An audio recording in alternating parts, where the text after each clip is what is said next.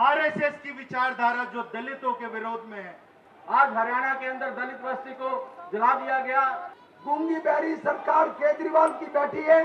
आज एक सरकार दिल्ली को लूटने में लगी है, दूसरी सरकार देश को नोचने में लगी है। दलितों की देश में दुर्गति कर दी है और दिल्ली की सरकार ने लोकतंत्र को कुचल दिया है।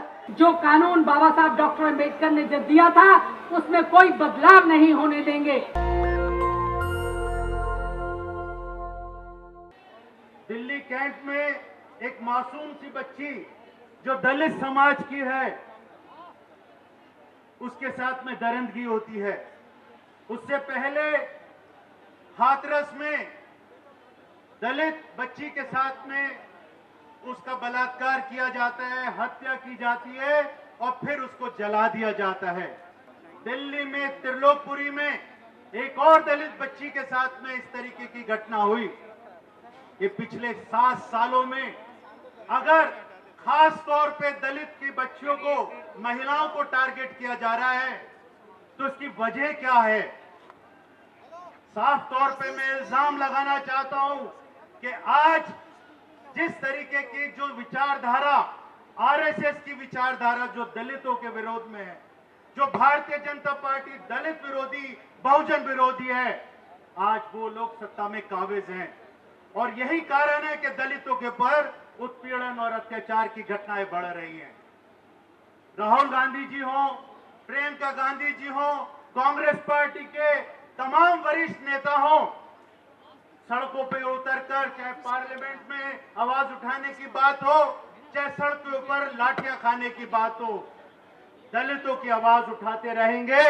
और हम एक और चेतावनी देना चाहते हैं भारतीय जनता पार्टी के नेताओं को और आरएसएस के नेताओं को कि आप हमारी आवाज ट्विटर का अकाउंट ब्लॉक करके कर सकते हैं, लेकिन हमारे जज्बात, हमारी आवाज, हमारा संघर्ष, उसके बढ़ते हुए कदमों को आप नहीं रोक सकते।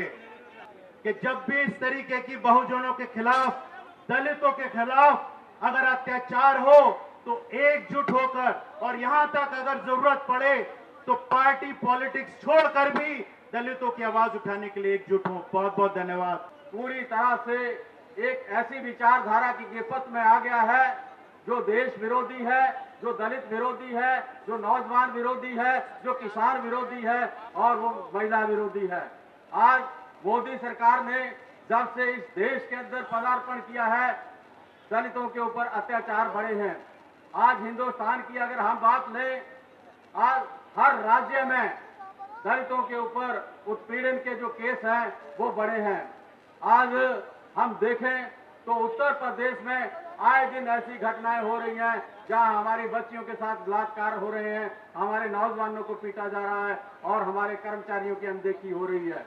आज हम देखें गुजरात के बीच इसलिए दलितों को पीटा गया क्योंकि उन्होंने मरी हुई गाय को उठाने के लिए मना किया।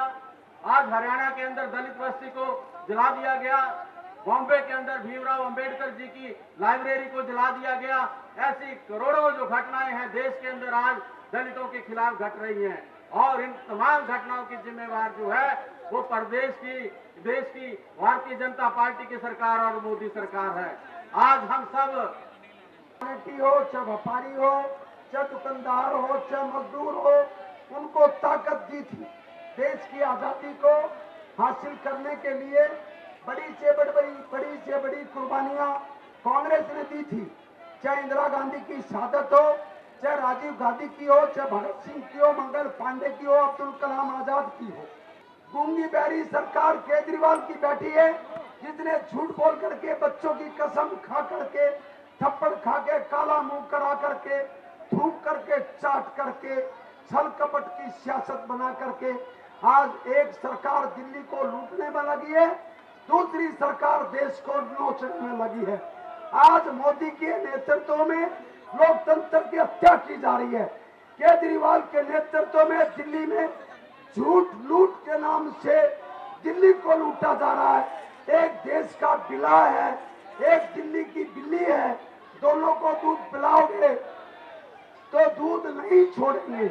इसलिए आज देश के दलितों ने एक आह्वान किया है। सरकार घबरा गई है, डर गई है, पार्लियामेंट से भी भाग गई है, देश से भी भाग गई है, अधिकारों को कुचलने पर लगी है। दलितों की देश में दुर्गति कर दी है। थूकने का अधिकार नहीं था। देश के दलितों को गले में मटका लगाना पड़ता था। देश के दलितों को परछाई मिटानी पड़ती थी।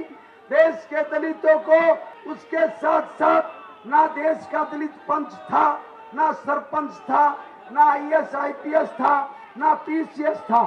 देश की आजादी, देश का संविधान बाबा साहब भीमराव अंबेडकर द्वारा अगर जो नहीं बनता, दलितों को बराबरी का अधिकार नहीं दिया जाता, और दिल्ली की सरकार ने लोकतंत्र को कुचल दिया है।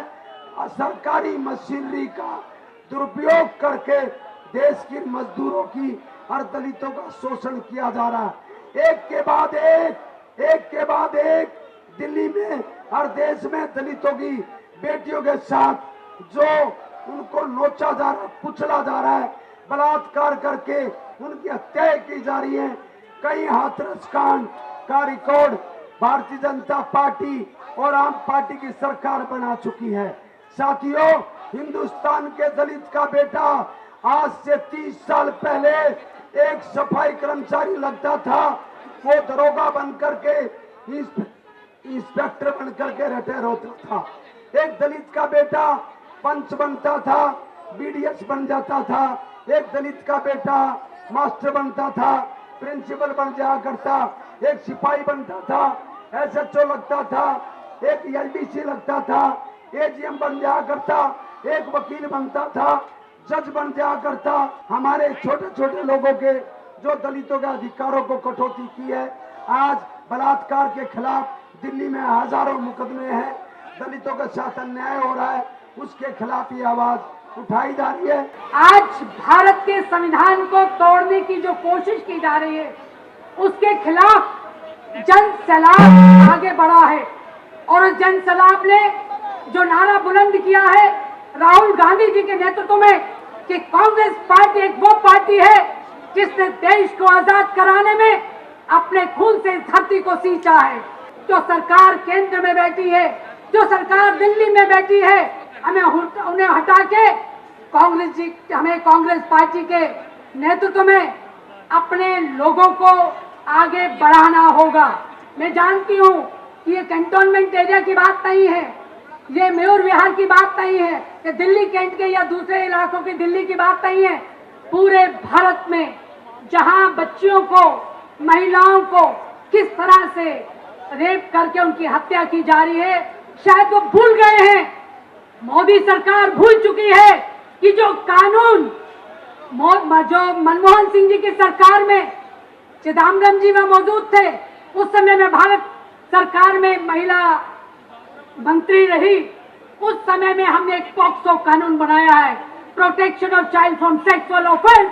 उसके तहत फांसी की सजा उन लोगों के लिए है जिन्होंने ऐसे घिनौने काम दिल्ली में नहीं बल्कि भारत के कोने कोने में, कश्मीर से कन्याकुमारी तक जो भी लोग दलितों की हो या दूसरे हमारी बच्चियों की हो, महिलाओं की हो, उनकी अगर दर्दनाक हत्या करते हैं तो उनको फांसी की सजा मिलनी चाहिए। आज उसी आह्वान को लेके नितिन राउत जी ने पूरे देश भर से जो अपने तमाम लोगों को आह्वान किया है, आज यहाँ भीड़ दिखाती है कि हमें फिर से जैसे देश की आजादी को लेने में हमारे फिरंगियों ने अपने नारे लगाए थे, आज देश से इन केंद्र सरकार को उखाड़ के फेंकने में हमारी जनता, हमारी कांग्रेस पार्टी हर एक जन जन के घर जाके हर एक को साथ लेके अपनी उस आवाज को बुलंद करेगी। जो कानून बाबा साहब डॉक्टर अम्बेडकर ने जो दिया था उसमें कोई बदलाव नहीं होने देंगे। ठहरा की आजादी नहीं मिलती, लेकिन हमें हर प्रकार की आजादी चाहिए, पढ़ने की आजादी, लिखने की आजादी, घूमने की आजादी। लेकिन उसके साथ इस तरह का कोई अत्याचार करता है तो उसकी सजा उसे मिलनी चाहिए। सजाए मौत पॉक्सो में कहा गया है। आप सावरकर की बात करते हो, डॉक्टर नितिन राउत बाबा साहब की बात करते हो। बस मैं ज्यादा समय नहीं लूंगा क्योंकि आपके 100 और हमारे 2, देखना दम कितना बाजुए कातिल में है। हम क्यों जागरूकता करना है, इकट्ठा होना है, गांव गांव में संदेश संकेत देना है। हम इकट्ठा होके आने वाले हमारा पीढ़ी को बचना है, क्योंकि अम्बेडकर जी और हमारा पूर्वजों ने जो हमको कुछ दिया उसको हम जोपान रखना है और आगे लेके जाना है। वो 4 अंश क्या है? नंबर 1, देखिए आपको इंदिरा जी ने बैंक को जातीयकरण करके सभी दलितों को, सभी गरीब को बैंक से उधार देने का एक संप्रदाय निभाया।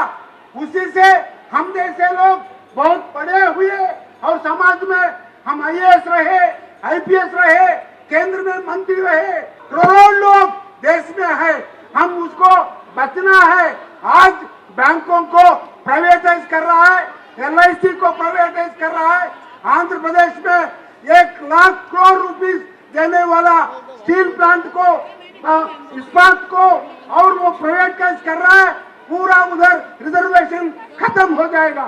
दूसरा है जो भी हमारा जो SC/ST अभिवृद्धि के लिए फंड जो देता है राज्य सरकार, वो खर्च नहीं करते हैं, इसके लिए लड़ना है। तीसरा है जो प्राइवेट सेक्टर में रिजर्वेशन के लिए हम लगातार पार्लियामेंट में लड़ रहा है। अब सड़क पे और गांव में और छोटा छोटा शहर में सभी इकट्ठा को होके एक आवाज पैदा करना है। नेशनल दस्तक की आपसे गुजारिश है कि अगर इसको बचाना चाहते हैं तो नेशनल दस्तक को सब्सक्राइब करने के लिए रेड कलर के सब्सक्राइब बटन को दबाएं, फिर बेल आइकन की घंटी दबाएं। नेशनल दस्तक को बचाने के लिए बहुत जरूरी है कि हर खबर को शेयर करें, लाइक करें, कमेंट जरूर करें।